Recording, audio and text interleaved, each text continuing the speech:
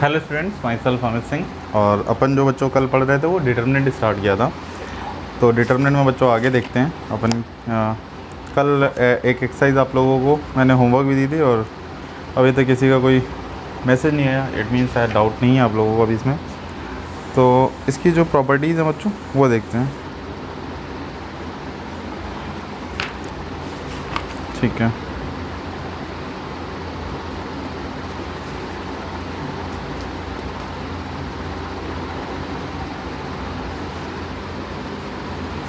ठीक है, ठीक है, ठीक है। कुछ प्रॉपर्टीज़ हैं बच्चों वो देखते हैं अपन, जो प्रॉपर्टीज़ हैं डिटर्मिनेंट की, और उसके बाद क्वेश्चंस करते हैं। देखते हैं बच्चों properties of determinant. Properties of determinant.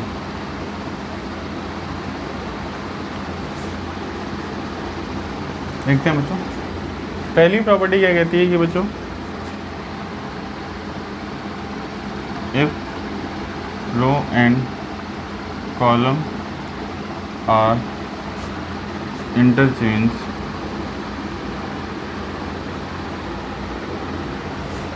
Then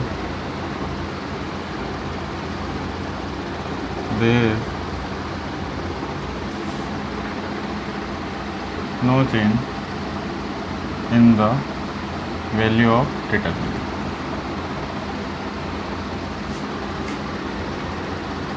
ठीक है बच्चों, क्या कह रहा है बच्चों, अगर हमारे पास रो एंड कॉलम इंटरचेंज करते हैं अपन, ठीक है, अगर किसी डिटरमिनेंट के बच्चों रो एंड कॉलम अपन इंटरचेंज करते हैं तो जो वैल्यू होती है डिटरमिनेंट की वो चेंज नहीं होती है। ठीक है, then there is no change in the value of the determinant. Example देखिए बच्चों, 3x3 का एक डिटरमिनेंट लेते हैं। सपोज बच्चों ये लिया 1 2 1 3 2 -1 1 4 3, ये लिया बच्चों। ठीक है, अब इसकी वैल्यू देखते हैं बच्चों क्या आ रही है। देखिए रो के अलॉन्ग ओपन किया बच्चों तो क्या आएगा 1 इंटू और 2 3 जा 6 -4।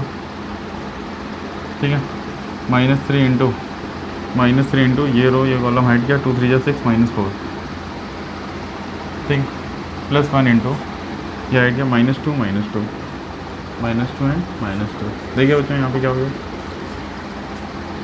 6 -4 दैट इज 6 + 4 हो गया 10।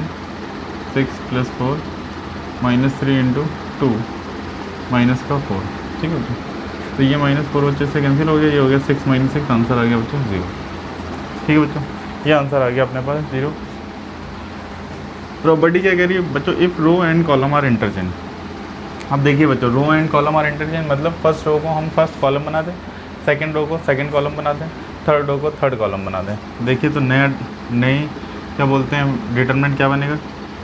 देखिए बच्चों, फर्स्ट रो को फर्स्ट कॉलम बना रहा हूँ 1 3 1, सेकंड रो को सेकंड कॉलम बना रहे हैं 2 2 4 1 -1 3। ठीक है बच्चों, इसको ओपन करते हैं रो के लॉन्ग। देखिए बच्चों 1 इंटू 1 ये पूरा हाइट क्या बच्चों 2 3 जा 6 -4। ठीक है, -2 इंटू 3 3 जा 9 9 -1 +1 इंटू 4 3 जा 12 -2। ठीक है बच्चों, ये आ गया हमारे पास, ये आ गया बच्चों 6 + 4 10 -2 इंटू 10 + 10। तो ये देखिए क्या हो गया बच्चों 20 - 20 दैट इज इक्वल्स टू 0। ठीक है बच्चों, तो आपने देखा यहाँ पे कि रो और कॉलम को अगर हम इंटरचेंज कर दें तो इसकी वैल्यू पे कोई भी फ़र्क नहीं पड़ता है। ठीक है, if row and column of any determinant are interchange then there will be no impact in the value of the determinant. ठीक है बच्चों, आगे देखते हैं प्रॉपर्टी नंबर 2।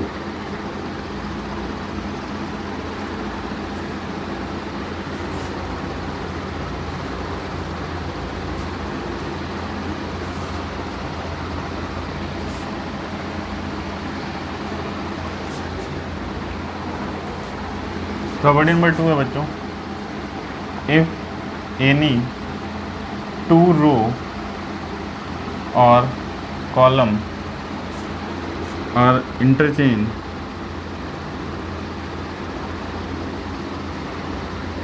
then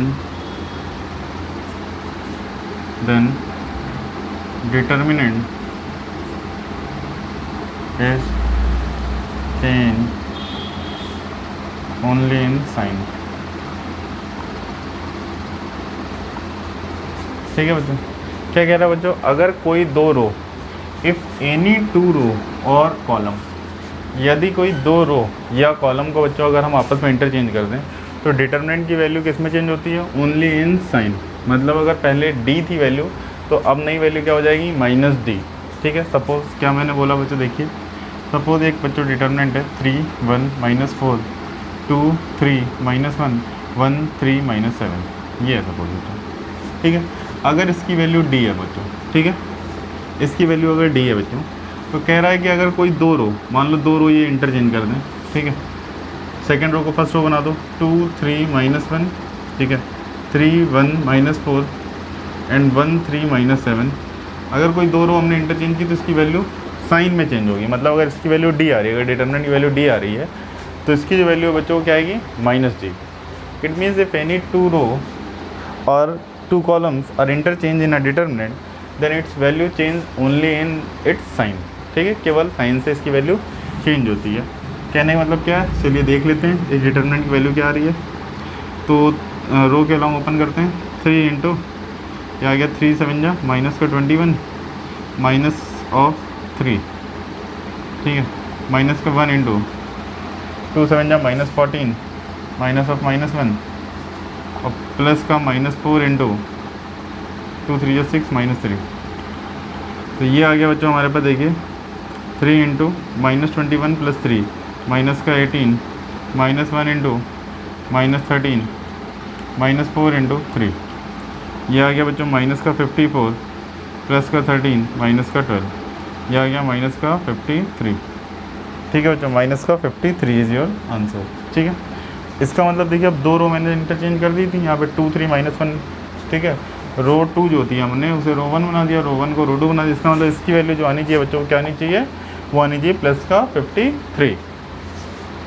देखिए बच्चों क्या आया, रो के अलॉन्ग इसको भी ओपन करते हैं, 2 इंटू बच्चों देखिए 1 into -7 is -7 minus of -12 -3 into देखिए इसको यूँ हाइड किया, -3 7 इंटू 3 इज -21 माइनस ऑफ -4, ठीक है, और -1 इंटू 3 3 जा 9 -1।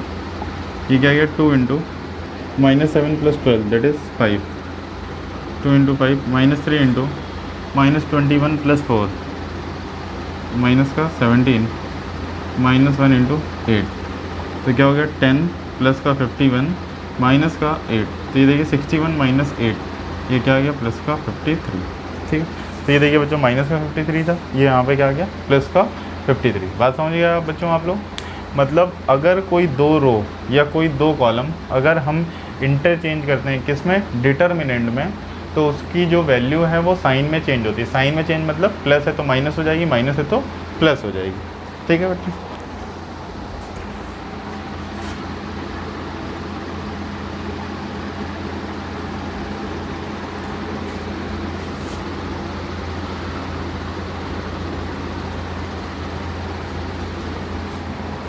कहने का क्या मतलब है, इन जनरल अगर अपन बोलें तो बच्चों ये अगर ये देखिए A11 A12 A13 A21 A22 A23 A31 A32 A33 A33, ये अगर हमारा बच्चों डिटर्मिनेंट है D, ठीक है, और कोई दो रो या कोई दो कॉलम हम इंटरचेंज कर दें, मतलब देखिए फर्स्ट रो और थर्ड रो को इंटरचेंज कर रहा हूँ, A31 A32 A33, ठीक है, A21 A22 A23 A11 A12 A13, इसकी वैल्यू क्या आ जाएगी बच्चों, -D। ठीक है बच्चों, अब बच्चों इन दो कॉलम को अगर इंटरचेंज कर लें तो भी इसकी वैल्यू -D आएगी। देखिए कोई भी दो रो कोई भी दो कॉलम इंटरचेंज करें, पहला कॉलम और दूसरा कॉलम, तो A12 A22 A32 और A11 A21 A31 A13 A23 A33, इसकी वैल्यू जो है बच्चों -D आएगी। ठीक है बच्चों, इसकी वैल्यू क्या आएगी बच्चों, माइनस डी। ठीक, बात समझ में आ गई बच्चों। तो कहने का क्या मतलब है कि अगर किसी डिटर्मिनेंट के कोई दो रो या कोई दो कॉलम अपन इंटरचेंज कर दें तो उसका साइन जो है बच्चों वो नेगेटिव में चेंज हो जाता है। ठीक है,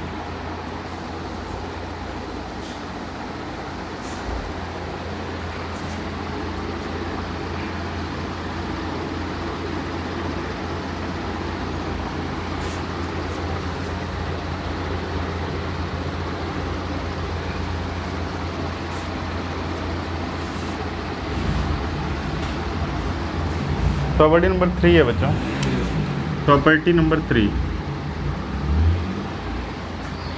if any two rose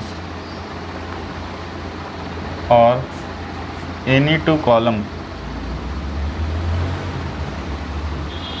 of a determinant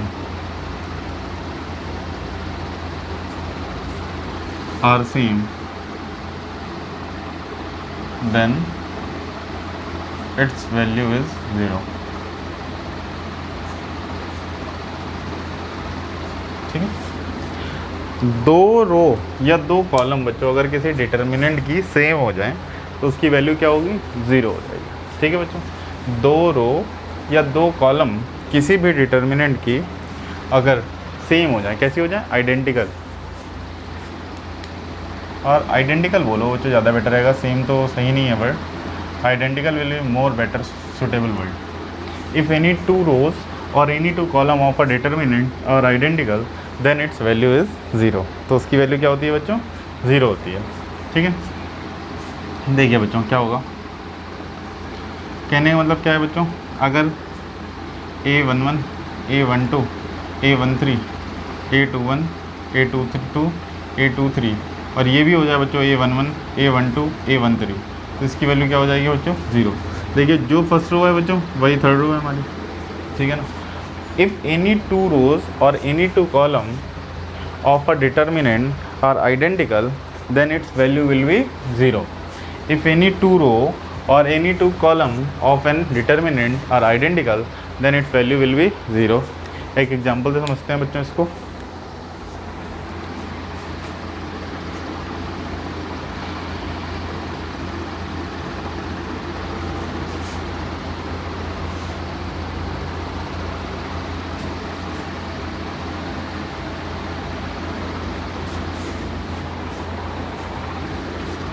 देखते हैं बच्चों, 1 4 7 2 3 -1 और ये भी हो गया बच्चों 2 3 -1। देखिए बच्चों अपन ने यहाँ पे क्या किया, सेकंड रो और थर्ड रो को सेम रखा है। ठीक है, अब इसकी वैल्यू अपन निकालना है। रो के अलॉन्ग बच्चे से ओपन करते हैं। देखिए बच्चों क्या है, 1 × 3 × -1। ठीक है, 3 × -1 दैट इज -3 माइनस ऑफ -3 -4 × देखिए ये रो और ये कॉलम हाइट क्या, -2 -2। ठीक है, +7 × ये रो ये कॉलम हाइट क्या, 2 3 जा 6 -6। देखिए बच्चों ये इससे कैंसिल, ये इससे कैंसिल, ये इससे कैंसिल, आंसर क्या आ गया बच्चों, 0। ठीक है, बात समझ में आ गई बच्चों। अगर कोई दो रो या कोई दो कॉलम, ठीक है, किसी भी रो या किसी भी दो कॉलम आइडेंटिकल हैं अगर किसी डिटर्मिनेंट के अंदर, तो उसकी वैल्यू बच्चों क्या होगी हमारी, 0 होगी। ठीक है, चलिए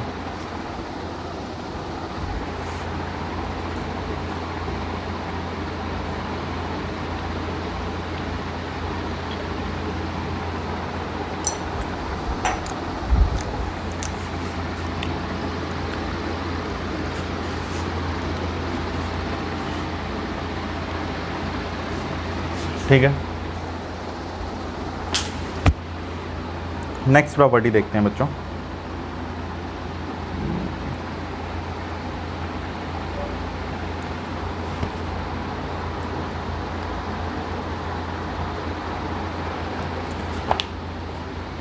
बुक भीग गई है, पानी गिर रहा है, चलिए कोई नहीं।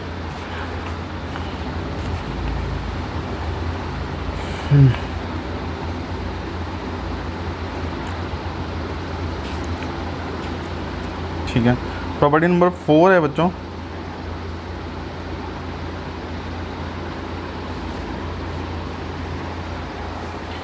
प्रॉपर्टी नंबर 4, प्रॉपर्टी नंबर 4 है बच्चों, if each row, sorry if each नहीं, इफ एनी रो और कॉलम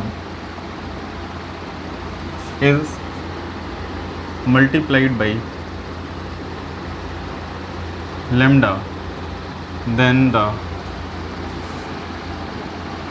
value of determinant,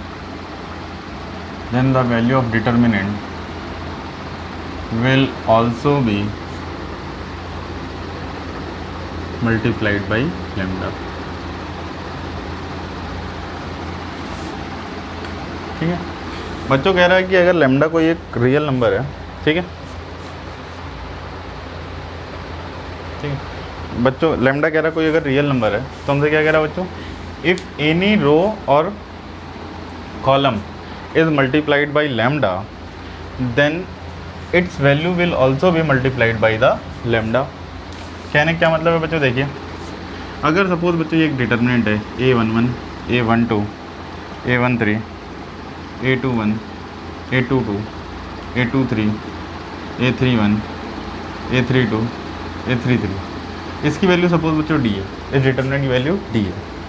अपन ने क्या किया बच्चों, सेकंड कॉलम में लैम्डा का मल्टीप्लाई कर दिया, A11 lambda, A12, A13, A21 lambda, A22, A23, A31, A32, A33, इसकी जो वैल्यू आएगी बच्चों वो आ जाएगी लैम्डा टाइम्स डी।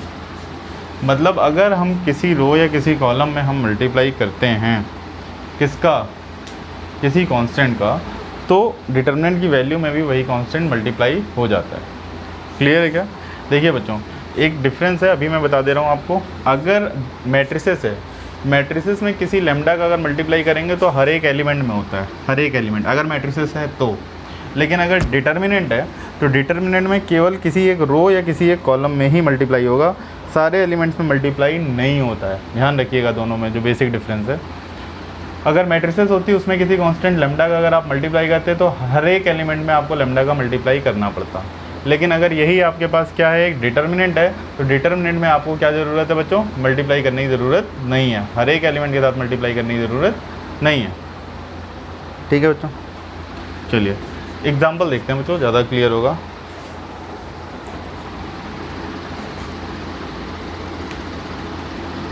सपोज बच्चों एक हमारे पास डिटर्मिनेंट है 3x3 का, एक एग्जांपल लिया 1 2 4 -2 1 -4, ठीक है, और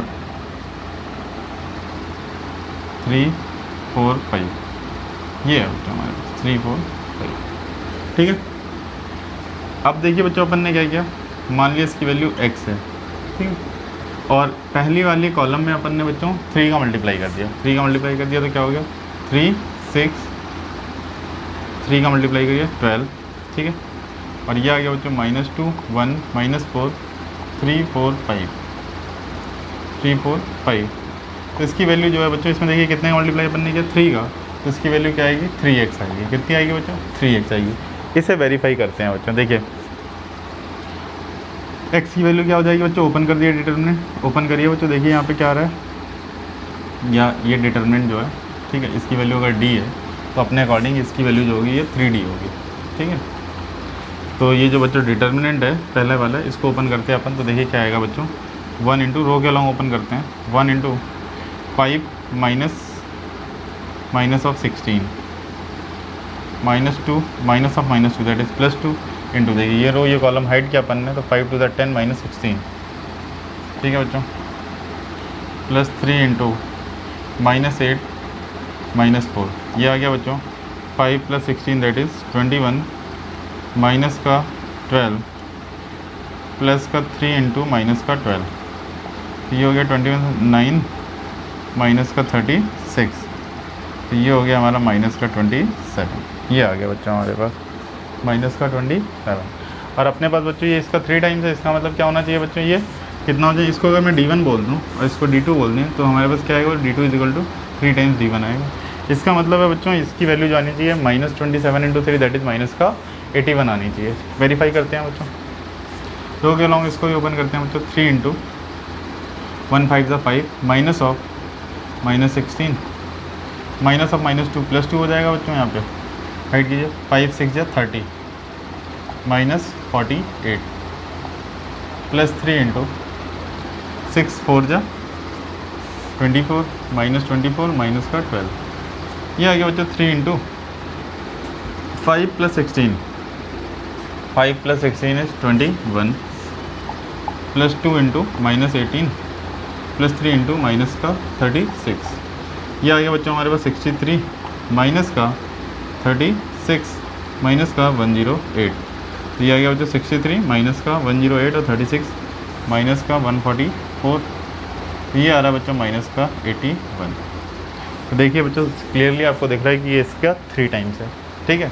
तो वही इसने बताया बच्चों कि एनी रो और column is multiplied by lambda then the value of determinant will also be multiplied by the lambda, then the value of determinant will also be multiplied by the lambda. चलिए next property पे आते हैं बच्चों।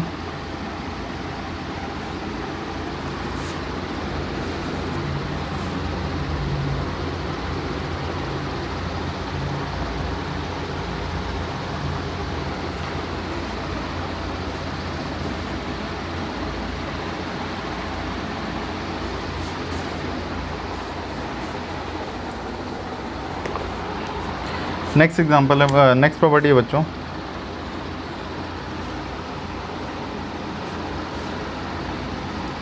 इसमें कह रहा है बच्चों प्रॉपर्टी नंबर 5, इफ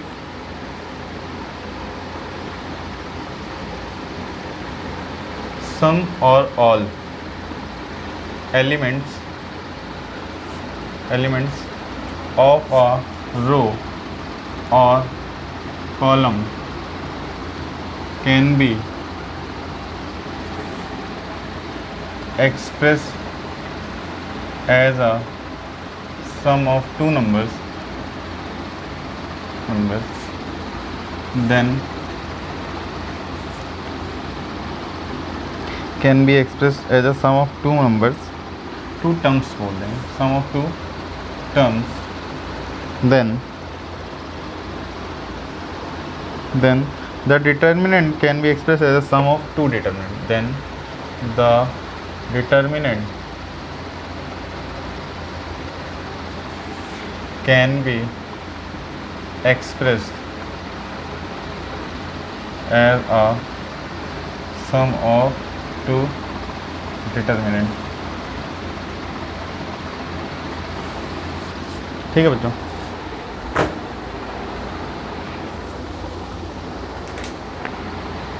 देखिए वो जो कह रहा है इफ सम और all elements of a row और column can be express as a sum of two terms then the determinant can be express as a sum of two determinant. ठीक है बच्चों, मीनिंग क्या होगा कहने का, देखिए बच्चों सम SOM ही आएगा, ठीक है बच्चों, मैथ में सम की आदत पड़ गई ऐसी हम लिखने की। तो बच्चों देखिए क्या कह रहा है, इफ़ सम और all elements of a row और कॉलम, तो देखिए बच्चों अगर कोई रो है, ठीक है, कहने क्या मतलब जैसे ये A11 प्लस लैम्डा x, ठीक है, या plus x, A12 plus y, A13 plus z, ठीक है, और A21 A22 A23 A31 A32 A33। देखिए बच्चों क्या कह रहा है, इफ़ सम और all elements of a row और अ कॉलम, ये देखिए जो ये डिटर्मिनेंट था, ठीक है, हमने क्या किया बच्चों, इसकी पहली रो के एलिमेंट को सम ऑफ टू टर्म्स में अपन ने एक्सप्रेस कर दिया, ठीक है। देन क्या कह रहा है, then the determinant can be express as sum of two determinant. तो इसको हम क्या लिख सकते हैं बच्चों, इसको लिख सकते हैं, देखिए A11 A12 A13 A21 A22 A23 A31 A32 A33 plus A11 नहीं यहाँ पे आएगा, x y z A21 A22 A23 A31 A32 A33, ठीक है, इस तरह से अपन इसमें ब्रेक कर सकते हैं। ठीक है, देखिए क्या कह रहा है, इफ़ सम और all element of a row और column can be express as a sum of two terms, can be express as a sum of two terms, then the determinant can be expressed as a sum of two or more determinant। अगर दो term है तो दो में अपन break करेंगे, अगर तीन है तो तीन में ब्रेक हो जाएगा। ठीक है, एक एग्जांपल करके देखते हैं बच्चों।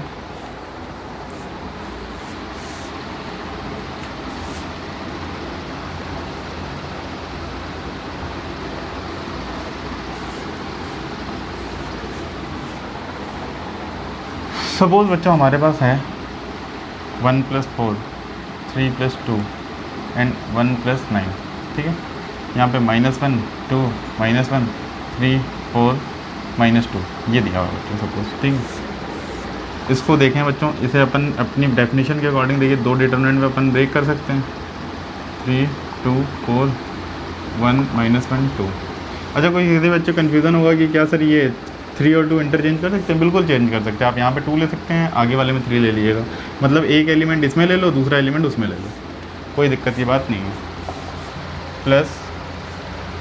+4 2 9 -1 2 -1 3 4 -2। ठीक है बच्चों, देखिए बच्चों एक तरह से देखा जाए तो बच्चों ये 5 ही तो लिखा हुआ है, ये भी 5 है और ये क्या है बच्चों 10 है। ठीक है, तो अपन वेरीफाई करते हैं। मान लिया बच्चों अपन ने इसे D बोल दिया, इसे D1 बोल दिया, इसे D2 बोल दिया, तो D कितना है बच्चों? डिटरमिनेंट को ओपन किया अपन ने, देखिए बच्चों 5 × -4 -4। ठीक है, माइनस का 5 × देखिए बच्चों क्या आएगा, +2 -3 +10 × -4 -6 ठीक है, तो ये इससे कैंसिल आउट हो गया बच्चों, 0 हो गया।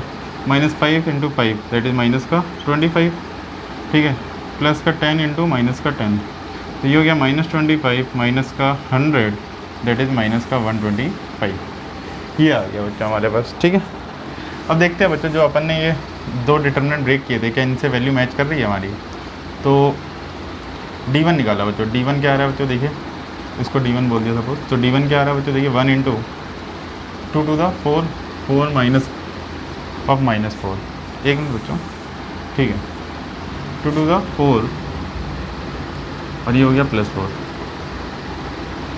एक मिनट, मैंने कुछ यहाँ मिस्टेक कर दी। अच्छा, ये -2 नहीं लिखा है, तभी दिक्कत हो रही है। -4 +4 -4 +4 ये आ गया बच्चों। -3 × ये तो ये कॉलम हाइड किया, तो देखिए -1 × -2 दैट इज़ 2 और -1 × 3 दैट इज़ -3 +1 × -4 -6। क्या आ रहा है बच्चों? D1 देखिए, D1 आ रहा है बच्चों आपके पास, ये हो गया 0, ये आ गया 3 2 5 5 -3 -15 और ये आ गया बच्चों हमारे पास -10 दैट इज़ -25। दूसरा वाला डिटरमिनेंट D2 देखते हैं बच्चों कैलकुलेट करके। देखिए D2 क्या आ रहा है अपने अकॉर्डिंग बच्चों? आ रहा है D2 4 × -4 +4। ठीक है, -2 × ये रो ये कॉलम हाइड करो, -2 × +2 +3। ठीक है, और प्लस का 9 × -4 -6।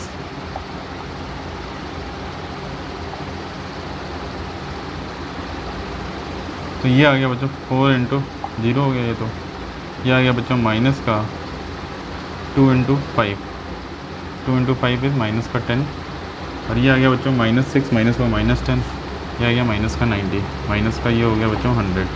तो देखिए बच्चों ये D था हमारे पास, कितना था बच्चों? -125। ये D1 था बच्चों -25, ये D2 था बच्चों -100। तो D = D1 + D2 बच्चों हमें क्लियरली यहाँ पे दिख रहा है। ठीक है, तो ये थी बच्चों प्रॉपर्टी नंबर 5 हमारे पास। नेक्स्ट प्रॉपर्टी पे आते हैं।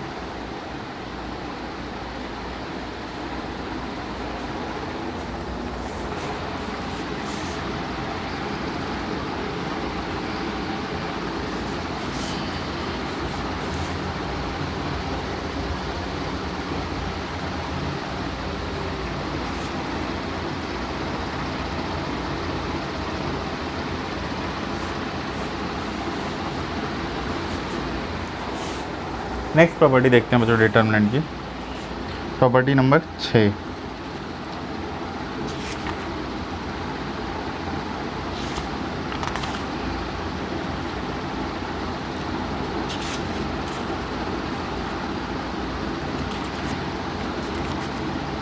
इफ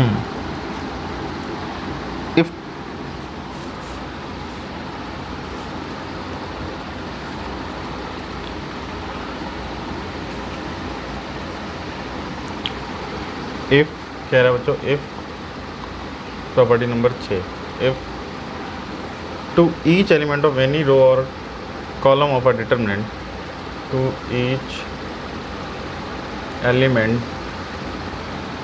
ऑफ एनी रो और कॉलम ऑफ अ डिटरमिनेंट और column of a determinant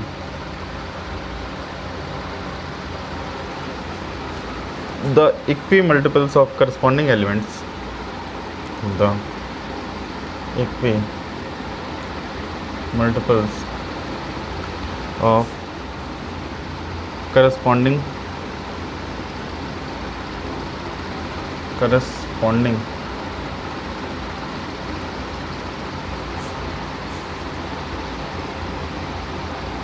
elements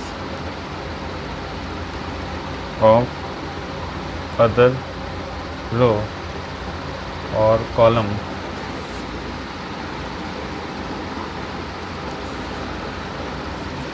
or column are added, then value of determinant remains same. Determinant remains same.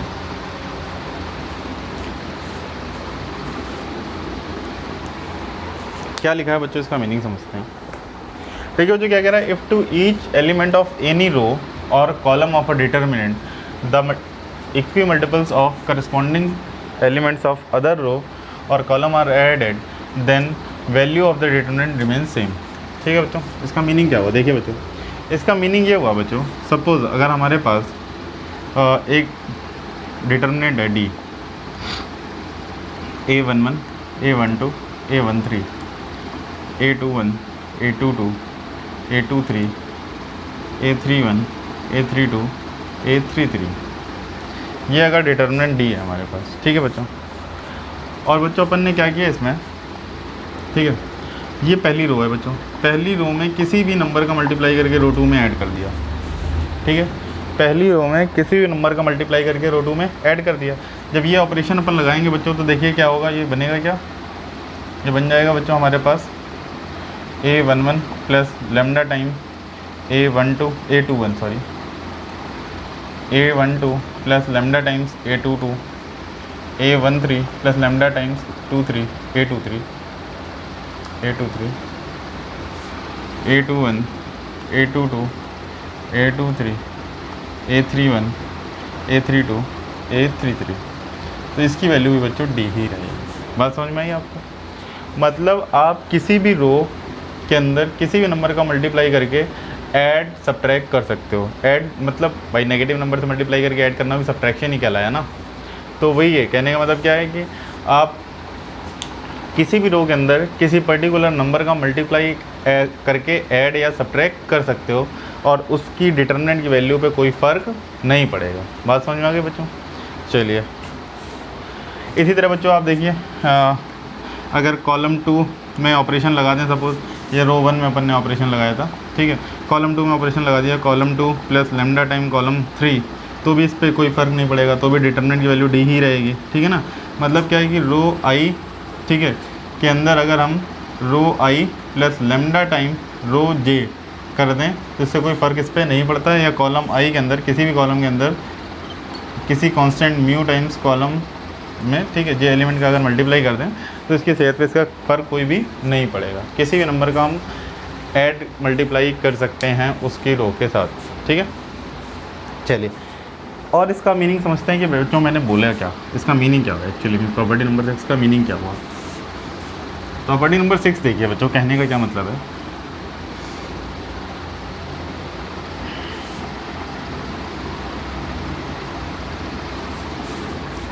Suppose बच्चों हमारे पास एक determinant दिया हुआ है 2, 4, 3, ठीक है, ये डिटरमिनेंट बच्चों हमें दिया हुआ है दूसरी रो में। दूसरी रो इसकी है बच्चों, ठीक है, 30, और ये आ गया बच्चों हमारे पास 64 और ये आ गया बच्चों हमारे पास सपोज 20 नहीं, इसको भी लेते हैं बच्चों अपन 50 के आसपास। ठीक, एक लेते हैं बच्चों अपन 11 और ये ले लिया बच्चों हमने 20 और ये यहाँ पे ले लिया बच्चों 14। ठीक है, सपोज बच्चों इसकी वैल्यू हमें निकालनी है। अब बच्चों अगर हम देखें तो हमारे पास बड़े बड़े नंबर हैं तो हमें कैलकुलेशन ज़्यादा करनी पड़ेगी। ठीक है ना, कैलकुलेशन ज़्यादा करनी पड़ेगी। तो ये हमें जो प्रॉपर्टी नंबर 6 है ये क्या बताता है कि भाई देखो, अगर हम रो 2 में ऑपरेशन एक लगा दें, रो 2 -15 टाइम रो 1 कर दें तो ये कैंसिल हो जाएगा 30। तो देखिए क्या हो जाएगा, रो 1 में कोई चेंज नहीं कर रहा है, 2 4 3 15 टाइम सब्ट्रैक्ट कर रहा है बच्चों। तो ये देखिए हो गया 0, 30 - 30 0, 15 4 जा 60, यहाँ क्या बचा बच्चों 4। यहाँ पे देखिए 15 टाइम सब्ट्रैक्ट करिए बच्चों तो क्या आ गया 5, 45 माइनस कर दिया। अच्छा, रो 3 में अपन ने क्या किया बच्चों, रो 3 -5 टाइम रो 1 किया। ठीक है, नंबर स्मॉल कर ले बच्चों बस इसके लिए, रो 3 -5 टाइम्स रो 1। यहाँ पे देखिए बच्चों क्या आया, रो 3 -5 टाइम्स रो 1। 2 में से 11 में से 10 गए तो बच्चों कितना बचा 1, 4 5 जा 20, 20 - 20 इज़ 0, 5 सब्ट्रैक्ट करिए बच्चों, 3 5 जा 15, 14 - 15 इज़ -1। इसको बच्चों ओपन कर देते हैं। देखो ओपन किया बच्चों। ठीक है, तो क्या लॉन्ग ये ओपन करते हैं, 2 इंटू क्या हो जाएगा बच्चों, 2 इंटू देखिए 4 1 जा -4। ठीक है, -4 इंटू देखिए इसको लॉन्ग ओपन किया, -4 इंटू माइनस का 5 प्लस का 3 इंटू देखिए बच्चों माइनस का 4। ये क्या आ गया बच्चों, देखिए हमारे पास माइनस का 8 प्लस का 20 माइनस का 12। ठीक है बच्चों, ये देखिए बच्चों क्या आ रहा है हमारे पास -20 + 20, आंसर क्या आ गया बच्चों हमारे पास 0। ठीक है, -20 + 20, ठीक है, ये आंसर आ गया बच्चों 0। अब देखिए बच्चों अगर अपन डायरेक्ट भी ओपन करते तो भी हमारे पास आंसर 0 ही आने वाला था। ये देखिए, बट उसमें कैलकुलेशन लंबी हो जाती। 2 इंटू वहाँ पर क्या हो जाता है देखिए बच्चों 64 इंटू 14 -20 इंटू 50। ठीक है, -4 इंटू 30 इंटू 14 -30 इंटू 14 -11 इंटू 50 और प्लस का 3 इंटू 20 इंटू 30 इंटू 20 -11 इंटू 64, ये आता बच्चों। ठीक है, देखिए बच्चों क्या आ जाता, 2 इंटू 64 इंटू 14, 14 4 जा 56, 56 का 6 5 आया, 14 6 जा 84 और 5 84 और 5 89 माइनस 20 इंटू 50 हो गया बच्चों 1000, -4 इंटू 13 0 14 0 0 14 3 जा 42। ठीक है, माइनस का 5 50 आ गया, ये आ गया प्लस 3 इंटू देखिए बच्चों 30 इंटू 20 दैट इज 600। ठीक है बच्चों, -11 इंटू 64, 11 4 जा 44 की 4 आ गया और 11 6 जा 66 और 4 आ गया हमारे पास 70, ये आ गया। तो बच्चों जो फाइनली हमारे पास आंसर आ गया 2 इंटू -104 -4 इंटू माइनस का 130 प्लस का 3 इंटू माइनस का 104 माइनस का 208 प्लस का ये हो गया 520 और ये हो गया बच्चों -312। देखिए बच्चों -520 प्लस का 520 आंसर आ रहा है आपके पास 0।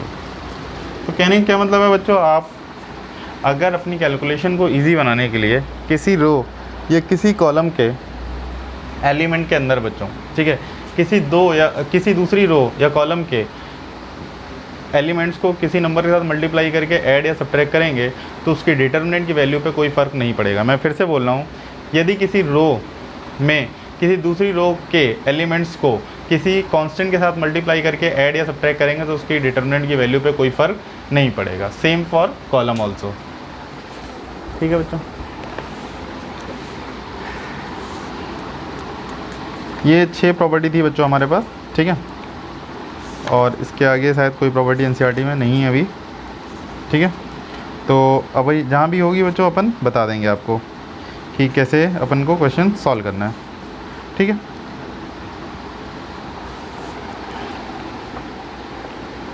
चलिए तो प्रॉपर्टीज़ बच्चों आज रिकॉल करिएगा। ठीक है, और अपन जो है कल बच्चों इस पे बेस्ड जो है क्वेश्चंस करवाएंगे आपको। ठीक है, तो केवल आज बच्चों ये 6 प्रॉपर्टी आप समझिएगा, एग्जांपल भी दिए हुए हैं एनसीईआरटी में। ठीक है बच्चों, ये पेज नंबर 109 से स्टार्ट हो गए, 109 से स्टार्ट हो गए, 114 तक पे बच्चों प्रॉपर्टी दी हुई हैं और इसके एग्जांपल दिए हुए हैं। तो कोशिश करिएगा बच्चों एग्जांपल्स वगैरह करने की, बाकी कल अपन डिस्कस करते हैं, ठीक है। Thank you, that's it from today.